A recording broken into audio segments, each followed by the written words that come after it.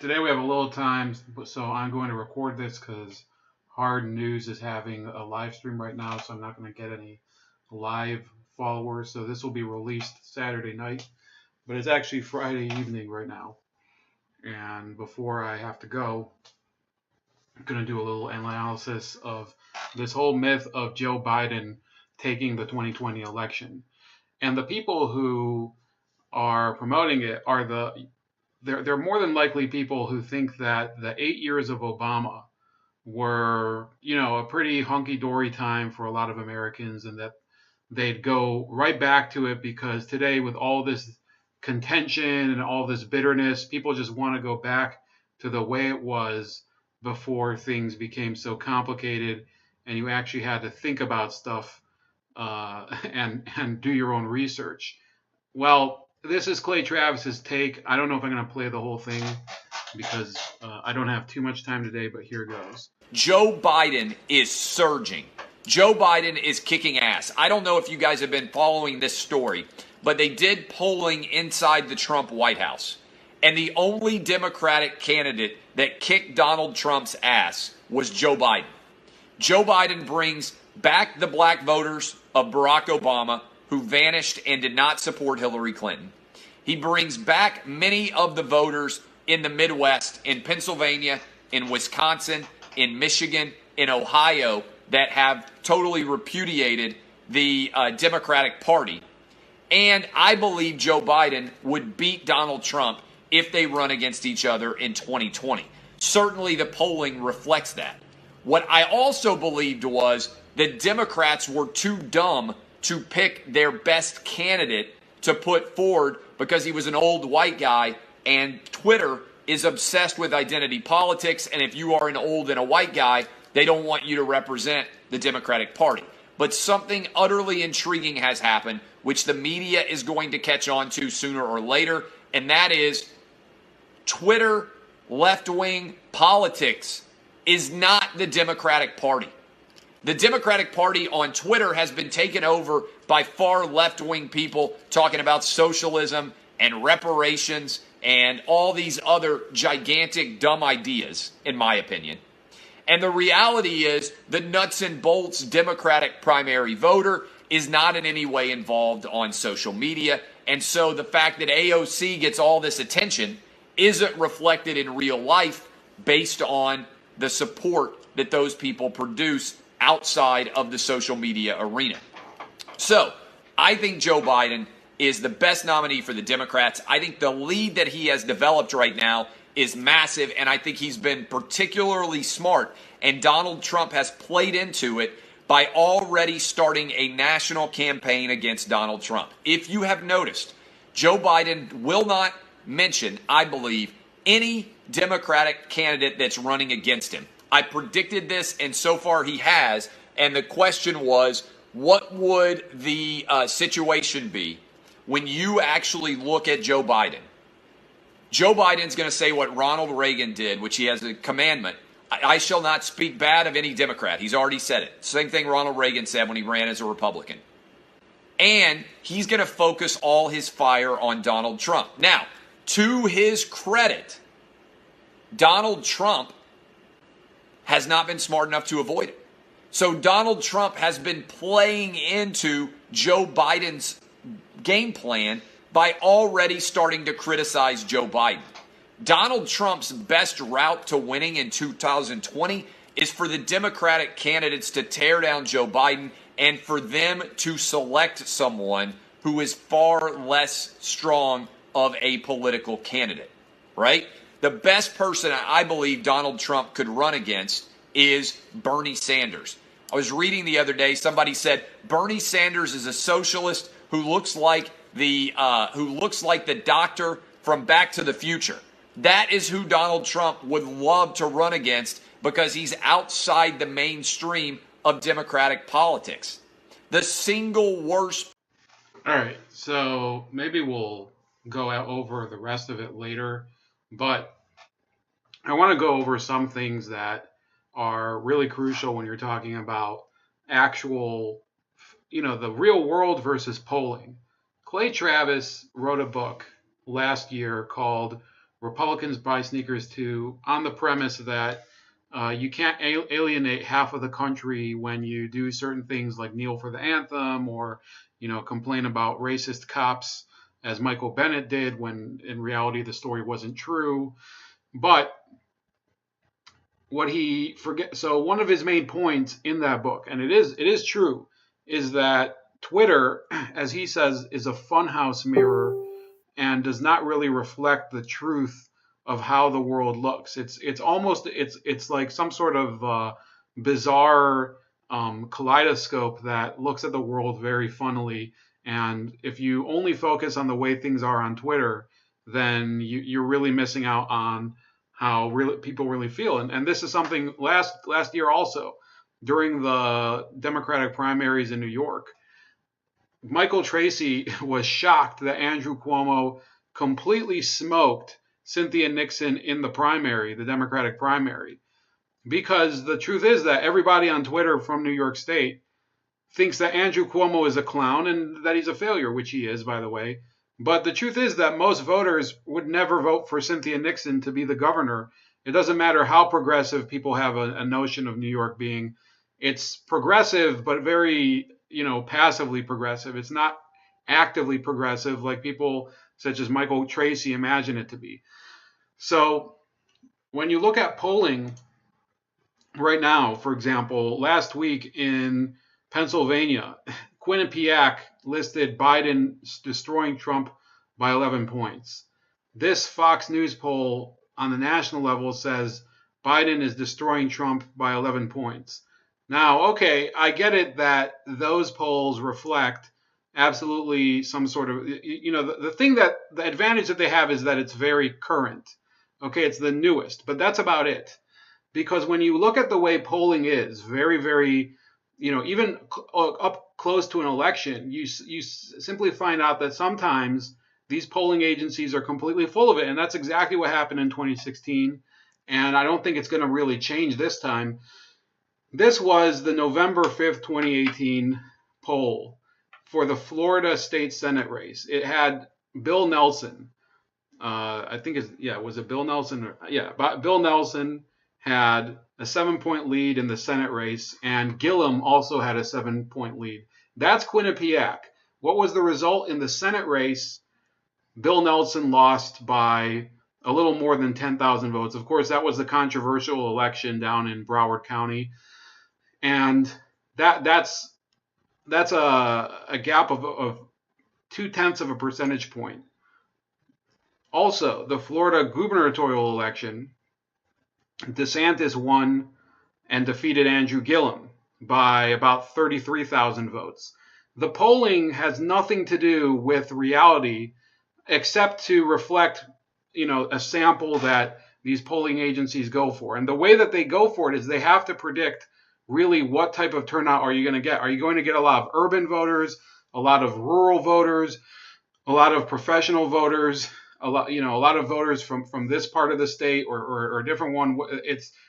Yes, polling can predict generally the way certain populations would vote, but it doesn't predict how much of those populations go out to vote.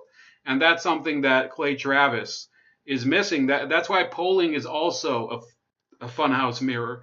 Right now, of course, if you look at Britain, which we're not going to go into right now, the British European Union election is just being taken, devoured by the Brexit Party, which is a brand new party, and they're currently winning about 1/3 of the vote. I would say I wouldn't be surprised if they almost get 40%. I would say it's possible that the polls are underestimating the support over there. But I'm just showing you that this was a race where Quinnipiac, which is this polling agency that a lot of people, this not Clay Travis, but other people were saying, well, he's going to he's going to smoke Trump in Pennsylvania. First of all, it's still over a year and a half until the election, and also the Quinnipiac is a crappy polling agency. Okay, somebody was waving this poll at me earlier this week saying, how can Trump win without Pennsylvania? Trust me, if it's Quinnipiac, I wouldn't be surprised if the opposite is true and Biden isn't polling very well at all. It's very possible that one of these other candidates, Elizabeth Warren or Bernie Sanders, is actually polling better. But in any case, another thing that Clay Travis refuses to take a look at is the way the news is unfolding. Because the truth is that Donald Trump has had this battle with the polling agencies since well before the election, especially during the primaries and everything. They were predicting the entire time, he's not going to be able to win South Carolina. Those evangelicals are gonna break for Jeb Bush or something. It never worked out for these pollsters, and a lot of them probably should have been fired.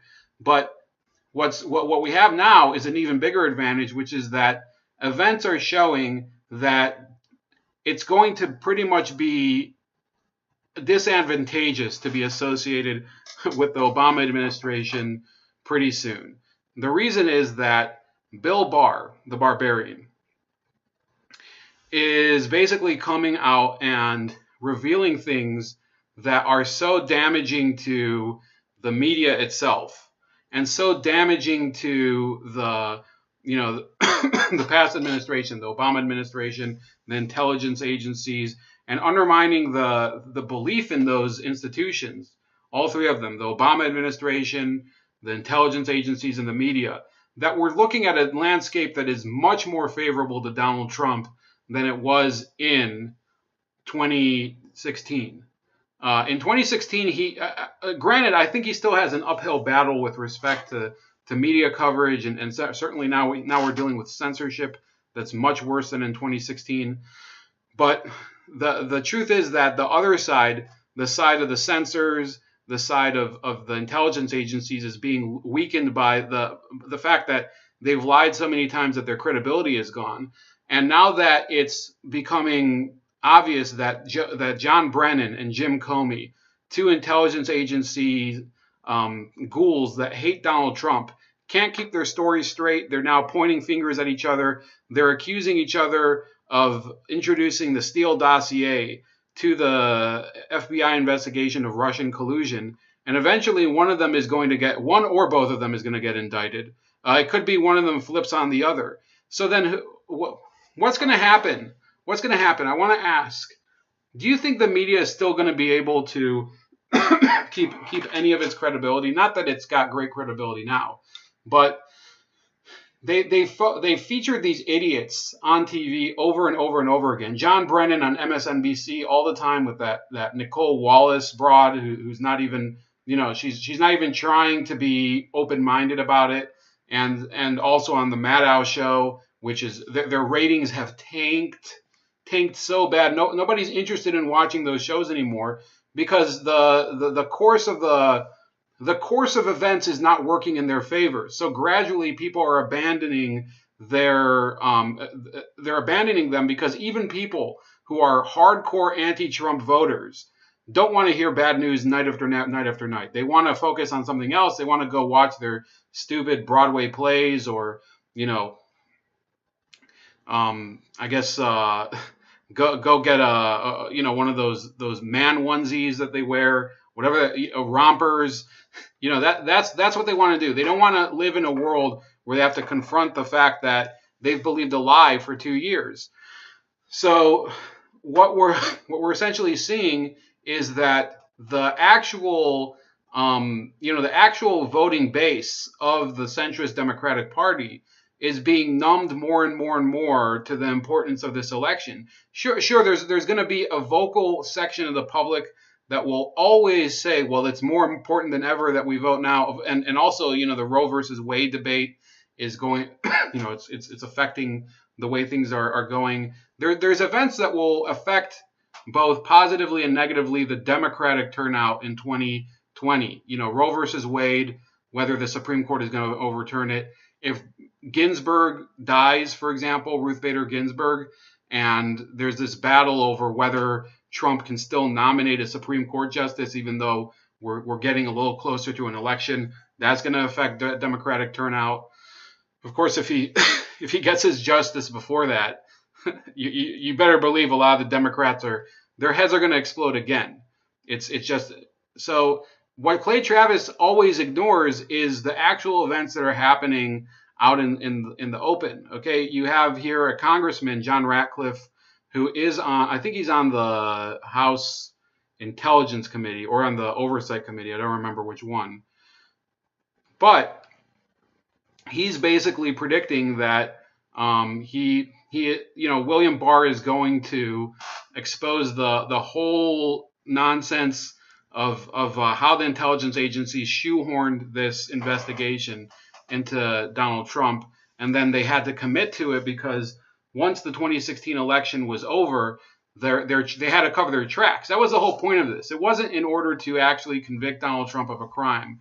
It was in order to cloud the atmosphere while he was president so that he couldn't get anything done, and that eventually it would drag him down so far in the polls that he would be voted out of office in either he would resign or he'd be voted out of office in 2020, and they'd be able to go back to their old ways, and everything would be happily ever after for them. It's just not working that way anymore. Mostly because the Mueller probe failed and Donald Trump saw it through and was able to get out of it unscathed. Now there's this whole nonsense now about, Flynn told Mueller that Trump contacted him about, not cooperating and etc. So, the truth is that, they're going to still try to say, well, not now we have for sure obstruction. It doesn't work that way. It does not work that way because, let me think.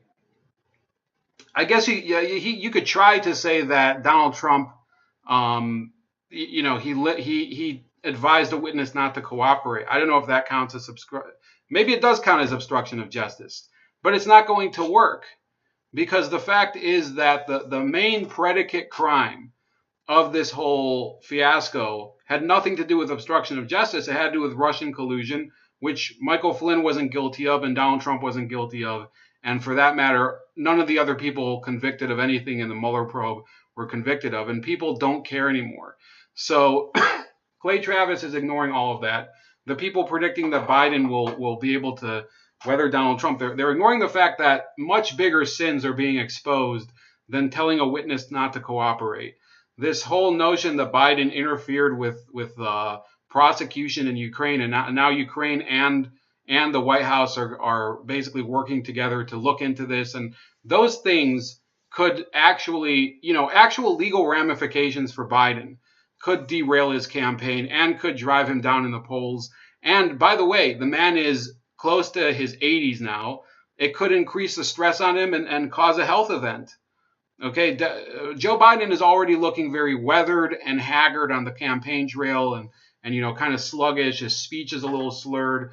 Things like that. All the things, by the way, that they accuse Trump of regularly. They claim that he's having heart problems, that he's eating junk food all the time and is going to have a heart attack, and that he's, his mental health. They talk about that when, with Biden, there's certainly a lot of stuff to talk about with mental health. And then there's this issue, which is that these press agencies that were, basically incubators for the Democratic lie machine in 2016, they're falling apart. You have Salon, which was once, pretty well read. You can look for them on Twitter, and you'd be surprised. So Salon, if you can go, let me see here on Twitter. So you can see they don't have nobody's retweeting their crap. Okay. And this is supposed to be like a major press outlet, and nobody, they get 3 retweets. Okay, this is a corporation. I know I don't get any retweets, so it's not like I'm tooting my horn, but they supposedly have, almost 1 million followers, but nobody's retweeting them. Isn't that a little strange? So they're being sold now. See, it says here, Salon Media Group is being acquired for $5 million by a little-known pair of tech entrepreneurs who are meanwhile caught in a legal battle over their ownership stakes in fact-checking site Snopes.com, this Post has learned. The winning bidders are Chris Richmond and Drew Skentrup, who are the owners of Proper Media, a San Diego, California-based ad tech firm that has been supplying ad and web design services to the struggling company for the past 6 months. On Tuesday, the Post exclusively reported that Salon Media Group was being sold to an entity called Salon.com LLC. At the time, the names behind the LLC were still unknown. We're doing it as individuals 50-50, said Richmond, who was reached Thursday at his home in San Juan, Puerto Rico. Neither of us are political, but we like great internet brands. So if he's in San Juan, my suspicion is that he might be a libertarian, because a lot of the crypto investors are over there. You know, people like I think Yaron Brook is down there a lot. Anyway, it says here, 3 years ago, Richmond and Scentrup ended up in a bitter legal battle with Snopes.com, the fact-checking website founded in the mid-1990s by husband and wife David and Barbara Michelson, who ended up in an acrimonious divorce in 2015. Barbara Michelson sold her 50% stake to Richmond. Scentrup and 3 minority partners, and several years of bitter litigation ensued. At one point, Proper Media was withholding the ad revenue it collected for the company, and Snopes was forced to set up a GoFundMe page to raise money that it needed to stay afloat. The site still survives, with David Michelson listed as founder and executive editor. Richmond declined to comment on the case, which is set for trial in October in California State Court.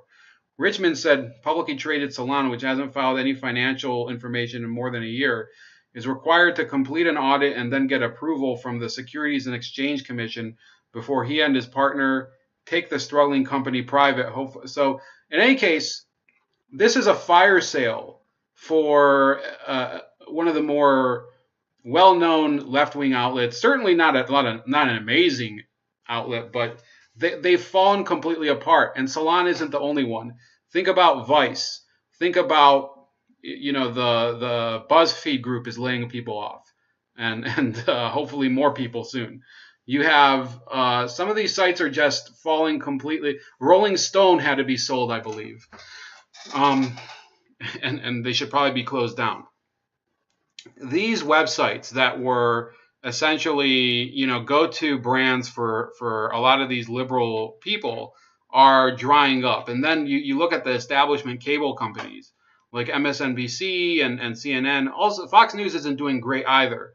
But less and less people are watching those networks because, to be honest with you, I think a lot of Americans wanted to move on at a certain point. Yeah, a lot of, you know, if you watch this channel, if you watch some of the other channels that we talk about, Styx Hexenhammer and Anthony Logan and the Hard News Network and whatever.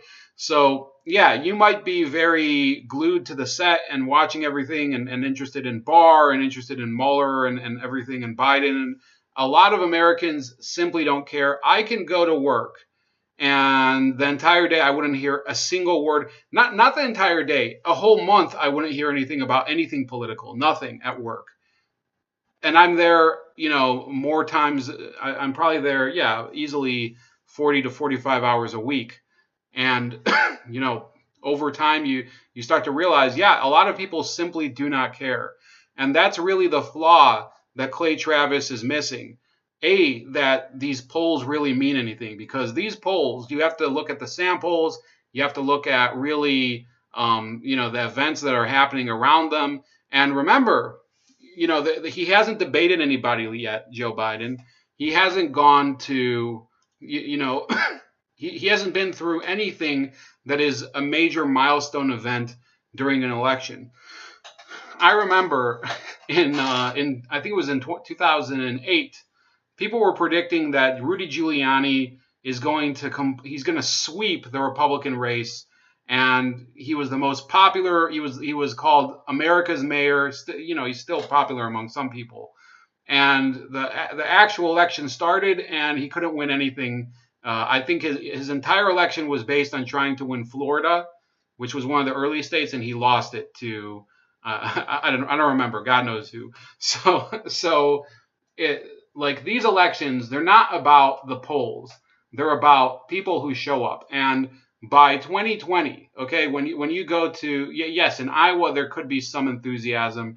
Certainly when you go to a state like New Hampshire. But once it gets into these races like Super Tuesday, I guarantee you a lot of people, not only will they be burnt out from the primary coverage, they're already burnt out from the past 4 or 5 years of political crap that they've been swallowing since the before the last election. Okay, all of this stuff about being spoon-fed about Hillary and being told, Trump is basically the coming of the Third Reich and whatever.